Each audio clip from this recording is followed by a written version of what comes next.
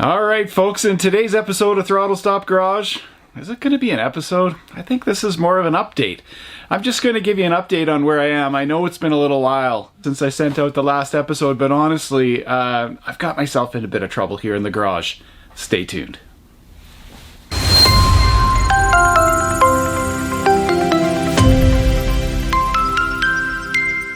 I'm never too sure where to start these things. In fact, it's taken me weeks just to convince myself I should even send this out as an episode and not just, end the channel here. But if nothing, I'm stubborn. So I've got myself a little problem, and the old adage, if you find yourself in a hole, stop digging. I think it applies to this suspension.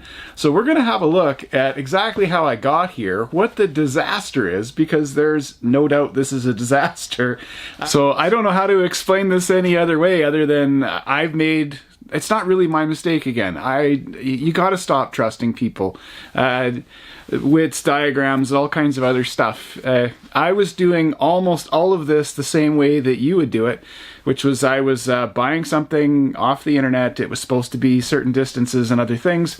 Okay, quick recap. When I was putting the rear suspension in the car, I'd learned a few ways to measure the kinematics of the suspension fairly easily when it's installed, and I decided to just check the suspension that I'd put in the front of the car.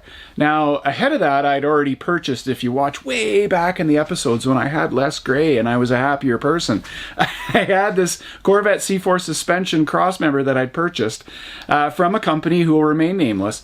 They were meant to have shrunk it down in order to get a track that was going to work on the narrow Volvo. Then, so I trusted this, right? I did a video saying where all the mistakes were. Have a look. Here, somewhere, who cares? Anyway, I then redesigned a suspension based on that crossmember, and when I took the techniques that I learned on the rear suspension and applied them to the front suspension, I discovered that everything was pretty much in the wrong place, which kind of matters if you're going to be doing suspension stuff. So this suspension's gotta go. There's no way that it's going to work. I then spent a long period of time measuring what I had. It was over here on the bench. I measured it up. But one piece that I was missing was I didn't have an original Corvette C4 early, so 84 to 87 crossmember. I purchased one of those. And now I've got everything set up on my jig. And we're going to demystify and unpack the whole thing today. So although it's an update, because I can't call this an episode, I'm not doing anything interesting today other than bashing my head against the wall. Come on along, I'll show you what we've got. Okay, so first up, let's get some definitions clarified. This is where the wheels fell off, actually for everybody. It fell off for the person who calls themselves an engineer. Stop doing that. You're no engineer. Secondly, it falls apart in that I wasn't able to check any of this stuff. As I created this jig, I'm now able, with my suspension fully set up on the original crossmember, I'm able to get everything here set up in a way that then I can check all the measurements. And all I found is almost everybody on the internet is either stupid or lying to me. I don't know which it is. So let's check the first mistake. It is said in every single place you can find it. Motor Trend's got it, everyone's got it, that the track for an early Corvette C4, so an 84 to 87, is 59.6 inches. Now I am going to use inches. This is a metric suspension, so that's kind of donkey work, but we're going to do it anyway. 59.6. Remember, you'll find it everywhere. Google it. Tell me if you find a different number. That's the track. So remember, folks, track is tire center to tire center. Nothing else is track. Don't make up definitions for stuff. Now, if I take a look, I'm going to go hub face to hub face. Alright, so from the far end, I have my tape measure clipped on. And so I've actually got a bit of the bend in the tape measure. It's not going to matter for this measurement. And if we look, hub face to hub face,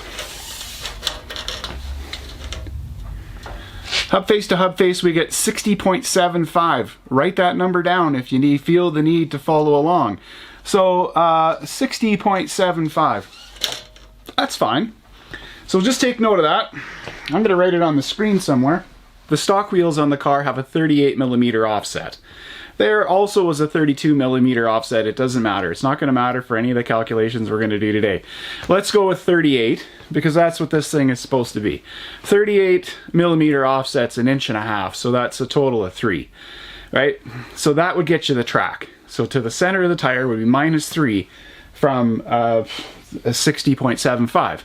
So that gets you 57.75. So that does not get you 59.6. Okay, so it's not 59.6. That's fine. Now, Buddy making the cross member, he's saying that this particular cross member is going to be 55 inches hub face to hub face. So then in my original calculations, 55 inches hub face to hub face, he calls that track, but it wasn't. That is going to get me 52 inches of track. 52 inches of track should actually work on this car. It won't be optimal, but it should work. So that's why I bought the cross member. Okay, so we're all following along. I'm not zooming you in for this one, but I'm going to measure the pivots for the lower control arm. Pivots for the lower control arm, center to center, 24.25. All right, so 24.25, let's put that into the equation. So the suspension that's in the car, lower control arm to lower control arm, is about 19.6. So this is 24.25, so that, give or take 1/4 inch, is going to get you to 5 inches narrower, right? 4 and a bit. That's where we sit. But if I take the 19.6 and then I start going out from there to start calculating where everything ends up, I don't end up with a hub face to hub face of 55 inches. I end up with a hub face to hub face of like 56 and a bit. What's the number? Let me check. It's 56 and 1/8. So I end up at 56 and 1/8 hub face to hub face. So that's not 55, right? And 1 inch is going to matter here. I don't care what anyone says. Anyway, off we go. So now we're going to step back in that inch, or the 1.5 inches on either side for the offset. So that's going to get us 3 inches. So that's 53 and 1/8. If you're thinking 53 and 1/8, what is this guy prattling on about? This isn't that big a deal. It is that big a deal because you have to accommodate for that if you need a 52. And 52 is absolutely the widest track that I can have on this car, right? So 53 isn't going to work. I'm going to end up with the hubs, the hub face is going to be almost outside of the wheel. Get that? No, not quite. I mean, I'm exaggerating for effect, but you get the idea. When it's all said and done, I'm going to need an offset of almost 60 millimeters to get this tire back into where it should be to fit inside my car, which is right here. Again, small space. So this is never going to work. All right, we've also got other problems that I just wanted to cover really quickly, and then I'm going to show you what I was hoping to show you in an actual episode. First of all, I've got the bump steer correctors mounted to the steering arm. The Corvette steering arm is mounted so far forward because the steering rack is sitting ever so slightly in front of the engine, right? So the engine's actually behind us here. The steering rack is up here, and it's trying to push that from just a little bit below center. But having the steering rack this high puts my engine way up in the air, and I didn't like that. So then I have to be able to move everything down. Well, nothing in this suspension design is going to let me move stuff down. And we now have this exactly in the right place as per the engineering drawing. So there's nothing wrong with the way that I've got it mounted here on the jig. You know, you'll notice I've added some pieces to the jig from the last time that you saw it, but everything here was going really well. As I started to measure a few things, I was starting to do the measurements as I was setting up the final geometries for the suspension. So I'd put my caster camber gauge on, I started to shim the suspension to get it into spec, and I was about to start showing you how I was going to shrink the entire suspension. All right, so if you've never seen how one of these things works before, it's pretty simple. All we're going to do is we're going to then rotate the steering 15 degrees one way. It's 15 degrees for the digital, not 20. And I'm going to rotate it 15 degrees that way. Because of the caster and the suspension, I can't rotate it that way because the wheel is going down, right? Because of the angle caster. That's what it does. So I have to raise it up in order to get the angle. But I can set this very, very accurately on the jig, right? With a protractor, I can get the angle precise, and I got my suspension dialed in and everything was fine, and then I threw the tape measure across the hub face and found the problem. So in the first episode where we talked about getting the suspension geometries pulled, this was the jig part that I made, right? Was this steering arm center part. That part, and the idea here was I needed to pull very accurately where the center of this particular suspension sits. I was not planning on using a dog bone. I was going to put this suspension arm in with just a simple bracket. Actually, it was a kind of a complicated bracket, but if you're new here, most of the things I think are simple are complicated. So I was going to put a simple bracket onto here instead of using the dog bone. So what I did, this of course dimensionally, it's the same as this. So I was going to mount that control arm where that goes, simple enough. And then once everything was in place, I would be able to, okay, so we got that in there. That was the bushing on the inside. Then the whole thing could come out. I could put the new control arm brackets on, put it back in the hole, and I would know exactly where those things were supposed to be without the dog bone. I thought that was clever enough. There shouldn't be any problem if you were still hell-bent on putting one of these suspensions in your car. That's one way to do it. Then the only problem moving from here in is you got a bunch of stuff out here that can move, right? You've got knuckles that can steer and other problems all over the place. So in order to handle that, that's my reference. I need to move that reference in, I thought 5 inches. Turns out I need to move it more. So then I designed and built, and I had Semcut make me these parts. I haven't even taken them out of the wrapper, folks. These are just simulated hub parts. So I can bolt the hub to the center here. So I can bolt the hub to the center, and I can tack on temporary arms to the top that go to those bushings. Then that whole contraption won't move. I can then shift this into where I need it and start building my suspension from those located parts, right? Piece of cake. Should have been easy.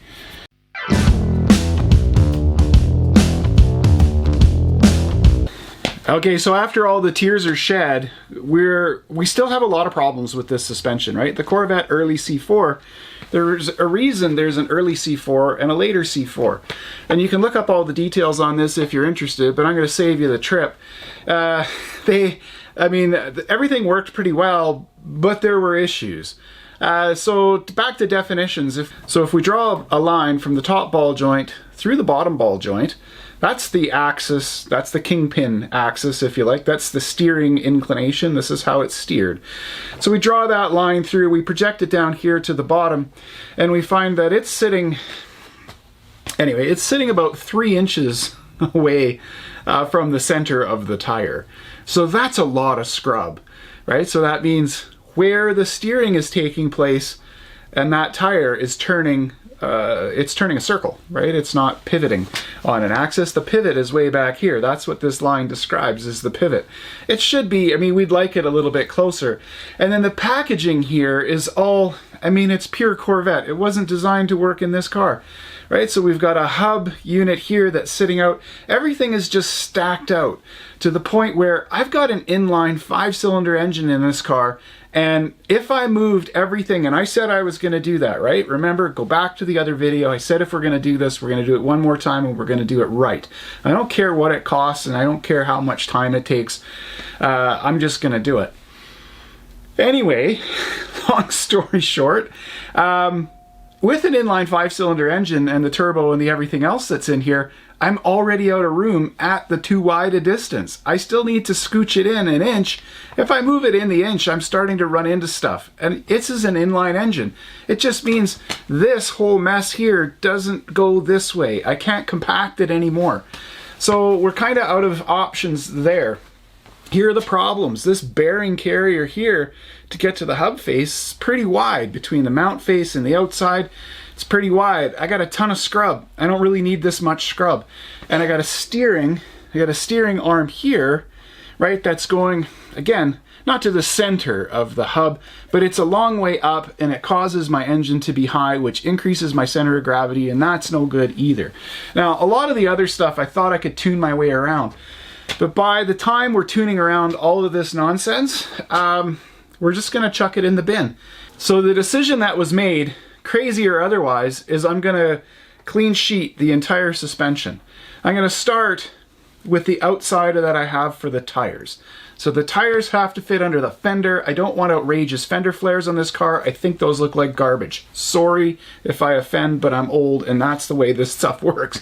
I don't like it, so I don't want it. It's my car, that's fine. So I know what the width of the car is maximally. Then I'm gonna start coming in from that. I don't like where the steering goes. I did buy a very expensive steering rack. It will be for sale on eBay when this nightmare is over. So I found two parts that I thought would be the fundamentals. The first is I found a narrow hub. I don't know where to put my arms on this stupid suspension. Okay, so I found a narrow hub. Now, this hub, unlike this hub is on the same bolt circle as the car is relative to the rear hub. So that's good. 5 on 4.5 is going to work just fine. And then look how much narrower it is.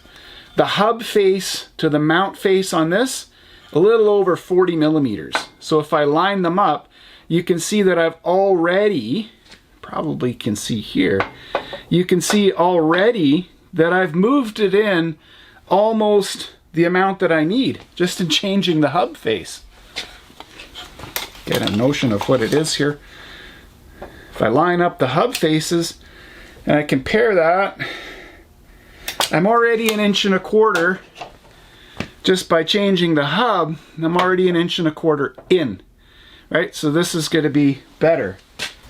The steering rack that I found is 600 millimeters, well, 610 millimeters. Again, I didn't trust the internet, I measured it. 610 millimeters from pivot to pivot, and it can go out and it can go down. So I'm going to have to stop now everything. So you're not going to hear from me for a little bit because I have an absolute crap ton of engineering to do. I'm already on it, don't worry.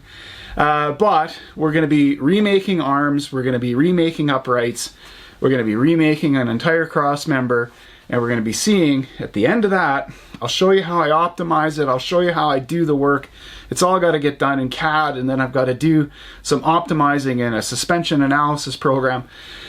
And once I get that all done, we're going to come back with a suspension that's going to be bespoke for this car. And it's going to have all modern parts, pieces I can buy, fewer custom parts, and I'll be able to get it up and under my car. And I hope I'll be able to fix this particular nightmare. All right, thanks for coming along for the ride. Sorry that the update's been a little while coming. And I don't imagine I'm going to be back on YouTube here for at least a month, maybe more. Well, I'm getting some parts together. I'll see what starts looking like an episode. I don't like wasting people's time a whole lot. Sorry I took as long as I did to explain where I was here today. If you've made it all the way to the end, once again, I really do appreciate the likes and the comments and everything else. Those are always really positive to help me get through some of this stuff. You know it's not a professional show, right? This is just me in the garage trying to get a few things done. Anyway, with that, we're going to soldier on. And don't forget, keep your stick on the ice.